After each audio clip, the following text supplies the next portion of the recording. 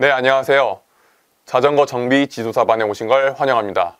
네, 앞으로 저희가 1차 시부터 20차 시까지 이제 자전거에 대해서 모든 걸 다 한번 파악을 해볼 건데, 일단은 저희가 오늘부터 진행을 하는 이제 자전거 이론, 이론부터 먼저 한번 파악을 해보도록 하겠습니다. 그래서 일단 수업을 하기에 앞서 제가 어디서 왔는지, 그리고 제가 누구인지에 대해서 먼저 간단하게 설명을 하고, 그 다음에 차근차근 이제 자전거에 대해서 한번 파악을 한번 해보도록 하겠습니다. 일단은 저는 이제 약속의 자전거라는 회사에서 왔고요.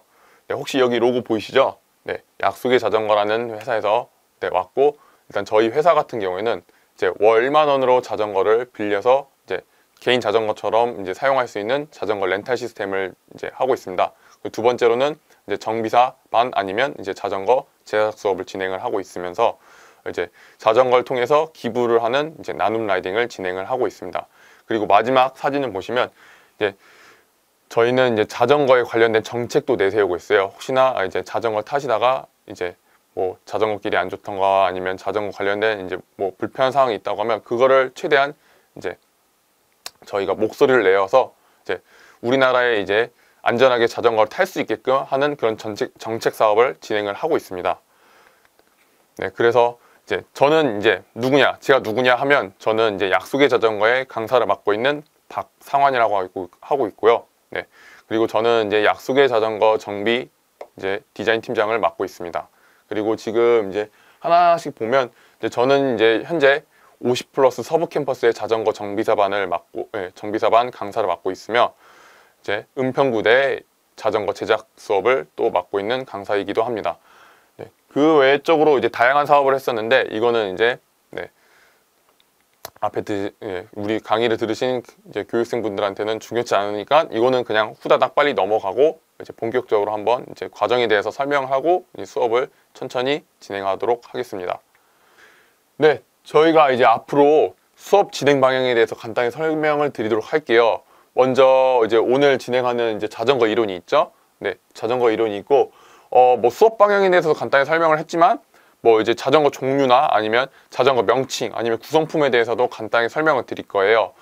자전거 종류 같은 경우에는 왜 이제 종류에 대해서 알아야 되냐라고 이제 여기에 제가 넣었는지에 대해서 일단 간단히 설명드리면 자전거 종류를 알아야 이제 내 자전거 어떤 자전거고 그 다음에 어떻게 이거를 이제 고쳐야 되는지 수리를 해야 되는지 정비를 해야 되는지에 대해서 알아보기 위해서 자전거 종류에 대해서 이제 넣었고요.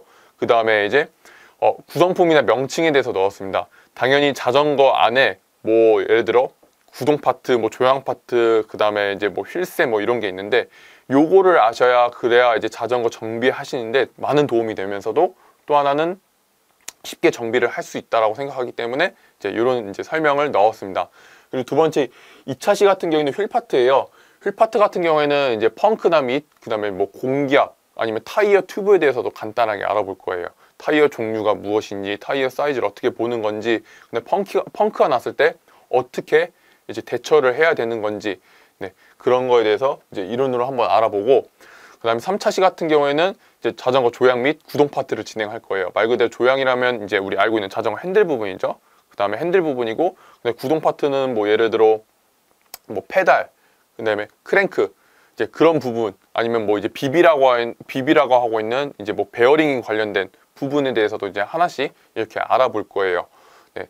그리고 이제 4차 시 같은 경우에는 이제 제동 파트인데 말 그대로 제동이라고 하면 아마 다들 알고 계실 거예요. 브레이크예요. 네, 맞아요. 브레이크예요. 그 브레이크에 대해서도 알아볼 건데 브레이크도 종류가 엄청 여러 가지가 있습니다. 뭐 예를 들어 뭐 디스크도 있고 아마 들어보셨을 거예요. 디스크 브레이크, 뭐 V 브레이크 이런 브레이크 시스템에 대해서 알아볼 거고요. 이제 브레이크뿐만 아니라 이제 브레이크를 이제 작동시키는 이제 브레이크 레버에 대해서도 간단하게 설명을 드릴 겁니다. 그 안에 세부적인 구성품이나 이 기능의 브레이크에 대한 기능에 대해서도 하나씩 알아보도록 하겠습니다. 그리고 이제 5차 시 같은 경우에는 변속 파트예요. 변속 파트인데 변속 파트도 이제 두 가지 종류가 있어요. 이제 아마 자동차를 이제 움직여 보셨던 분들도 이제 변속기가 어떤 기능인지 대략적으로 알고 계실 거예요. 자전거도 똑같습니다. 언덕 올라갈 때는 쉽게 올라갈 수 있고 평지에서는 빠르게 갈 수 있는 시스템의 변속 장치인데 그 시스템에 대해서도 하나하나씩 알아볼 거고요. 그 아까 전에 말씀드렸다시피 변속 파트가 두 가지가 있다고 말씀드렸어요. 뒷바퀴에 있는 뒷변속기가 있고요. 안장 밑으로 바로 내려오고 있는 이제 앞변속기라고 있어요. 그리고 그 두 가지를 이제 움직여줄 수 있는 변속 레버 장치가 있는데 오른쪽 왼쪽이 이렇게 있습니다. 그래서 그 모든 이제 변속 파트를 한 번씩 이렇게 요 기능에 대해서 얘네들의 이 친구들의 기능에 대해서 하나하나씩 다 알아보도록 하겠습니다. 그리고 이제 6차 시부터는 이제 실습을 진행을 할 거예요. 네, 그래서 첫 번째 휠 파트가 있어요. 첫 번째 휠 파트에서는 바퀴를 빼는 걸 먼저 해볼 거예요. 근데 바퀴를 왜 빼? 라고 생각하실 수 있는데 바퀴를 빼는 이유는 솔직히 자전거를 타시는 분들이 펑크가 났을 때 바퀴 빼는 것 자체부터 모르세요.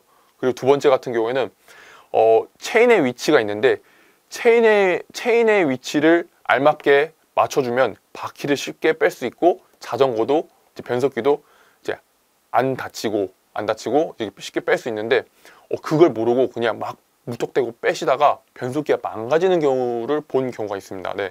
그런 분들이 계시니까 좀 더 자전거 바퀴를 뺄 때 쉽게 뺄 수 있는 방법을 알려드리겠다 해가지고 해서 바퀴 탈부착하는 걸 넣었고요.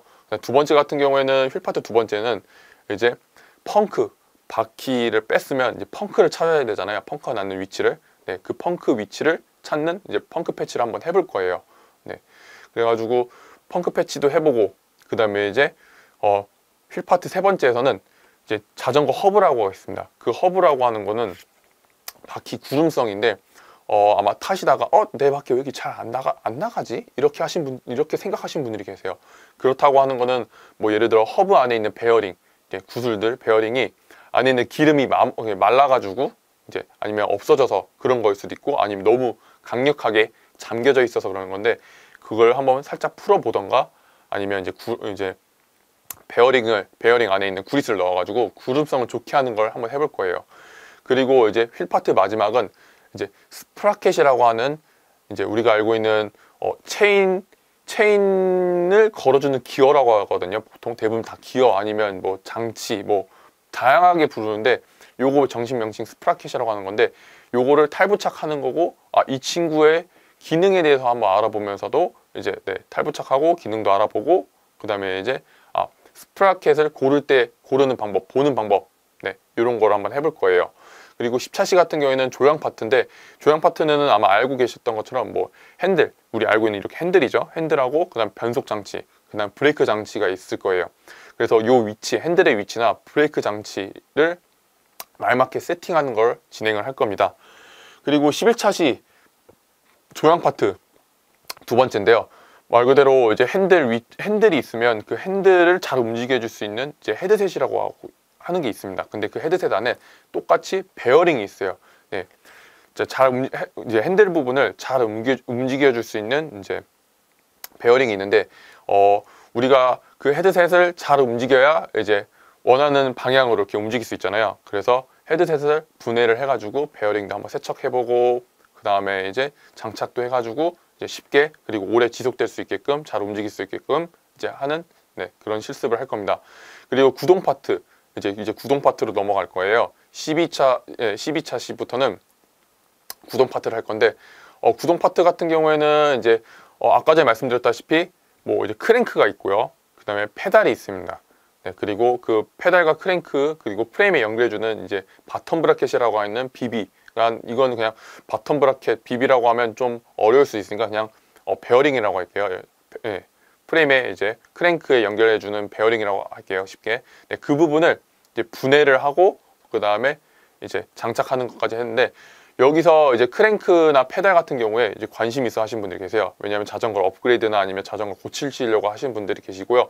페달 같은 경우에도 집에서 쉽게 누구나 하실 수 있지만 페달은 오른쪽과 왼쪽 방향이 이제 끼는 순서가 좀 다릅니다.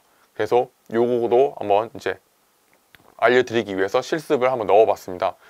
그리고 이제 구동 파트 중에서도 이제 아까 전에 말했던 BB, BB인데 이 BB도 분해를 할 거예요.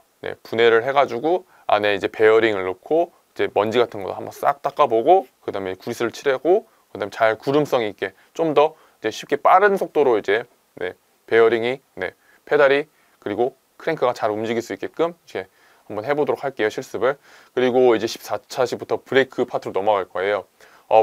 브레이크 파트는 뭐 다양하게 있지만 저희가 이제 일상생활에서 많이 쓰는 두 가지를 준비를 했습니다.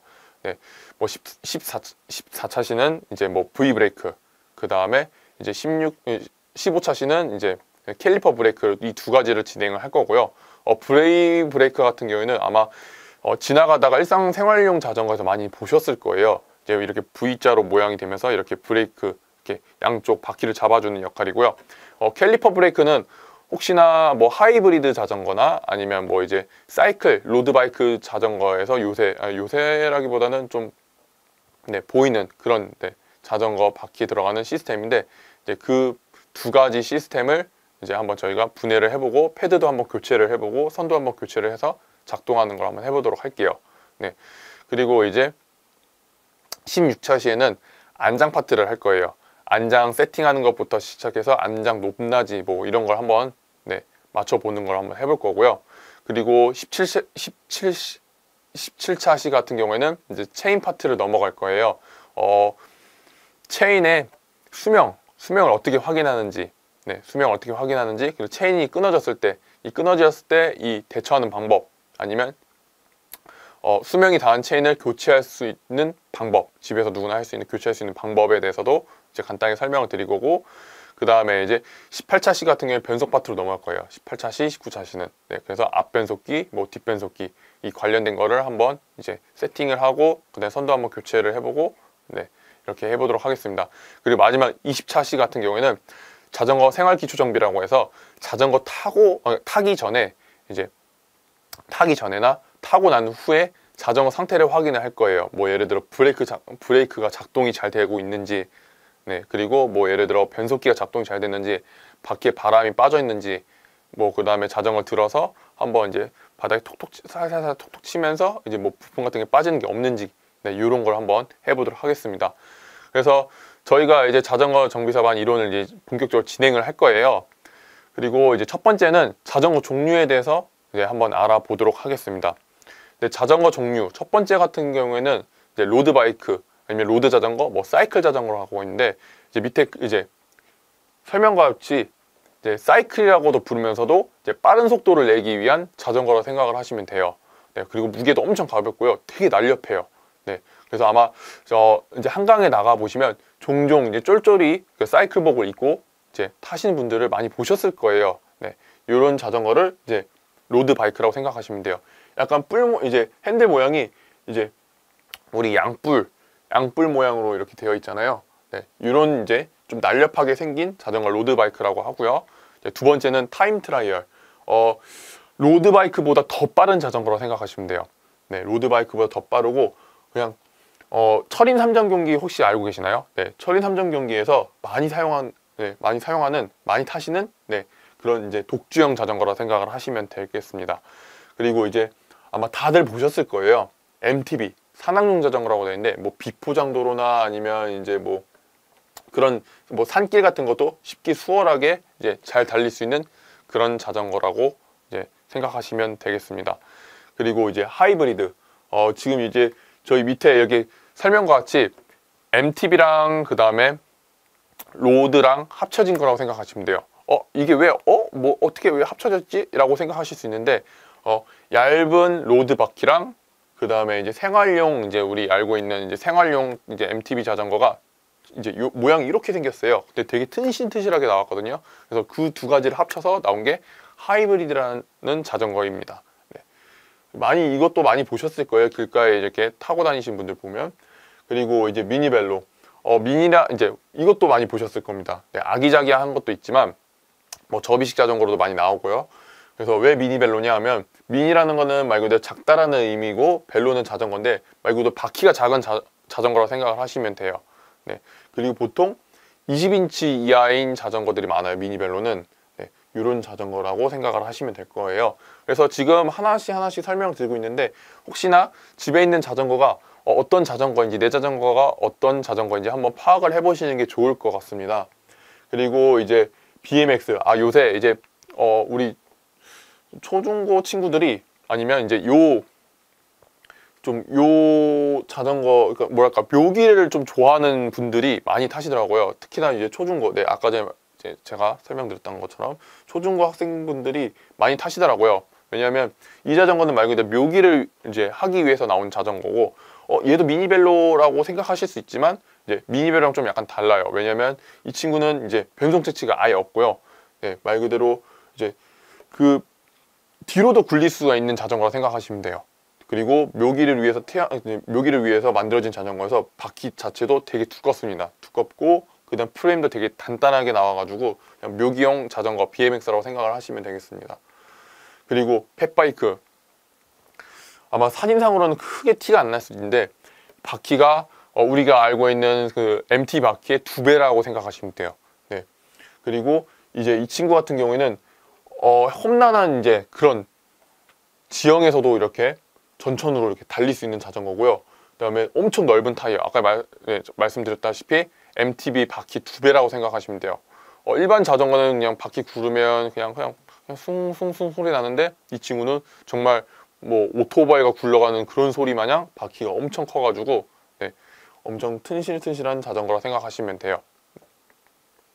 그리고 여성용 자전거, 아마 우리 서울시에서 이제 공용 자전거로 이제 사용하고 있는 따릉이 같은 그런 여성용 자전거인데 바구니가 달려 있고요. 그 다음에 이제 여기 프레임 부분, 요 부분이 좀 낮아요. 그래서 누구나 쉽게 안전하게 타실 수 있는 자전거라고 생각을 하시면 돼요. 네, 뭐 바구니 자전거라고도 하면서도 여성용 자전거라고도 합니다. 그리고 픽시 자전거, 아마 뭐 경륜 자전거라고도 부를 수도 있는데 요새는 이제 보통 이제 픽시드 기어, 네, 뭐 싱글 기어 자전거라고 이렇게 부르기도 합니다.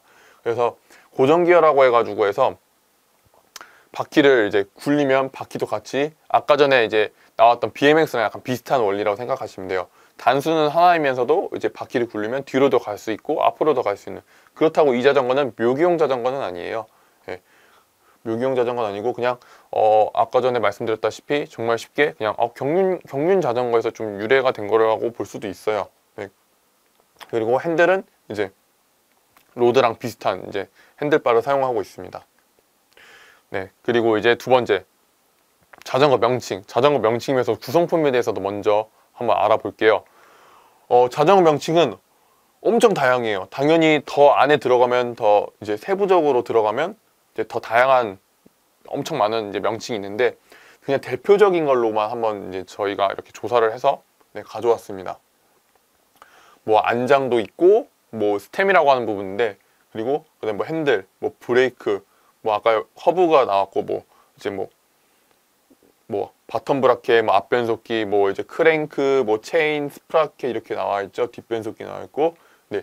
근데 왜 이게 봤을 때 왜 다 영어냐고 이렇게 하실 수가 있어요. 생각하실 수 있는데 자전거가 말 그대로 유럽이나 이제 외국에서 들어오는, 네, 거기서부터 만들어져 있기 때문에 그쪽에서 이제 영어권인 나라에서 많이 썼기 때문에 이제 명칭이 다 영어권이라고 생각을 하시면 될 거예요. 그렇다고 요거를 다 외운다기보다는 대표적인 것만 알고 계시면 좋아요. 가장 이제 많이 사용하고 있는 부분만. 네. 당연히 다 알면 좋긴 하지만 네, 그래도 대표적인 것만 알면 좋습니다. 그래야 이제 자전거 정비할 때 좀 더 쉽게 정비를 하실 수 있어요. 네, 그리고 이제 자전거 이제 아까 크게 구성품을 봤으면 이제 세부적으로 하나하나씩 한번 나눠 볼게요. 네.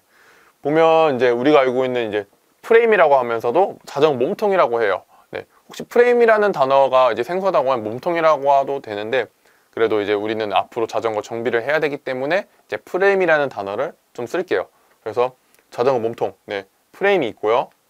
그 다음에 이제 조향장치, 말 그대로 우리가 알고 있는 이제 핸들 부분이죠. 이렇게 핸들 부분이고 그 안에 변속 장치가 있고, 그 다음에 네, 브레이크 장치가 여기 붙어 있습니다. 네. 그리고 여기 앞부분 바퀴를 이제 앞바퀴를 이렇게 잡아주는 포크라고 하는 부분도 같이 있고요. 네, 그 다음에 여기 머리 부분, 헤드셋이라고 하는 부분, 그 다음에 이제 스템이라고 하는 부분이 여기 같이 들어가 있습니다. 그리고 이제 구동장치예요. 구동장치는 뭐 예를 들어 여기 크랭크가 있고요. 이제 페달이 있고, 그 다음에 여기 변속 장치가 있어요. 그래서 변속 장치가 2개가 달려 있습니다. 네.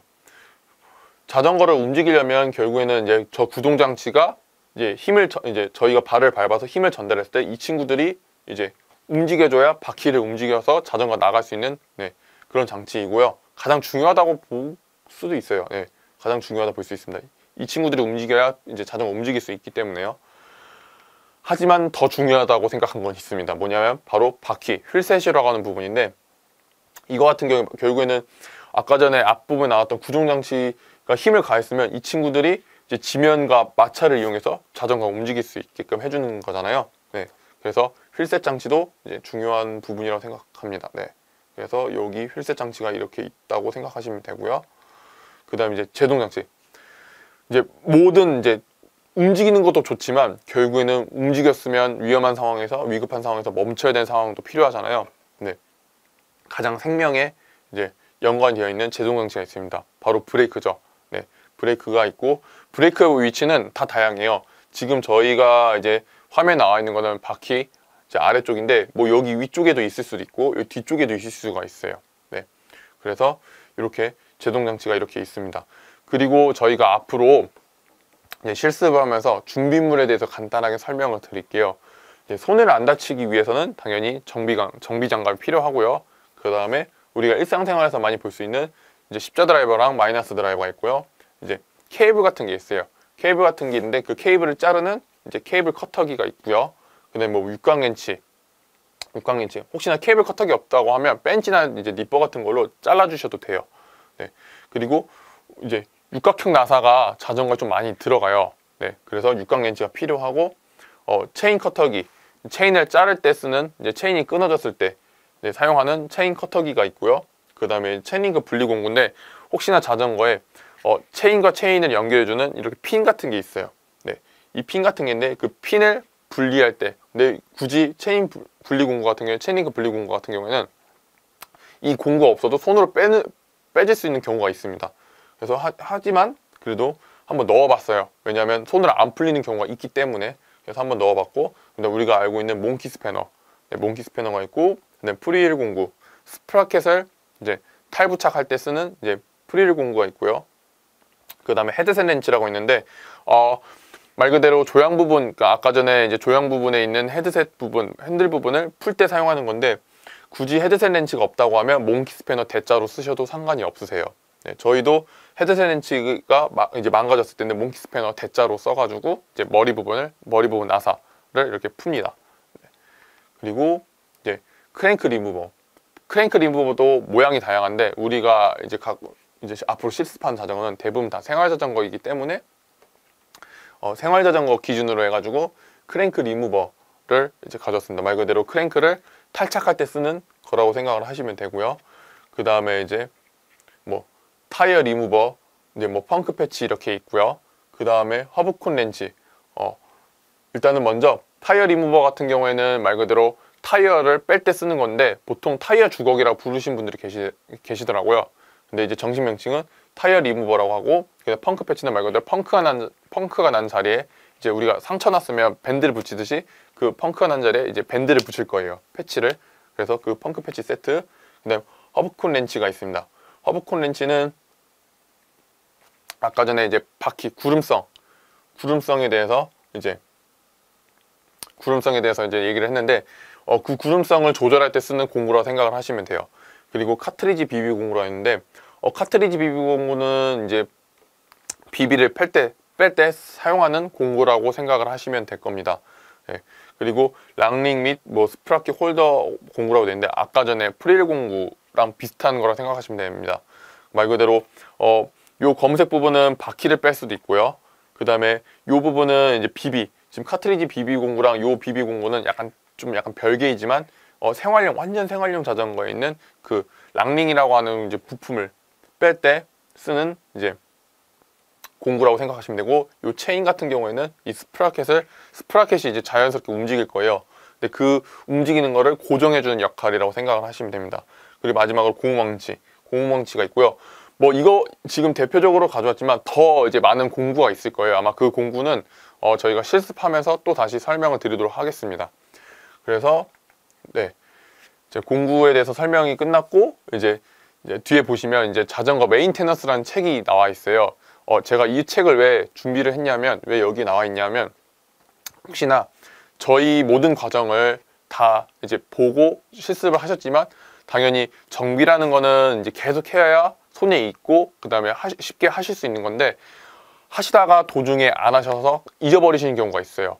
그럴 때 이거 어떻게 해야지 할까, 어떻게 할까 이렇게 고민하신 분이 계시는데, 제가 이 책을 추천을 드립니다. 왜냐하면 이 책 같은 다른 책도 봤지만 저는 이 책이 괜찮았던 게 설명도 되게 잘 나와 있고요. 그 다음에 이제 그림도 이렇게 나와 있으면서 그림을 보면서 하나하나씩 똑같이 수업했었던 그 내용대로 똑같이 따라할 수 있더라고요.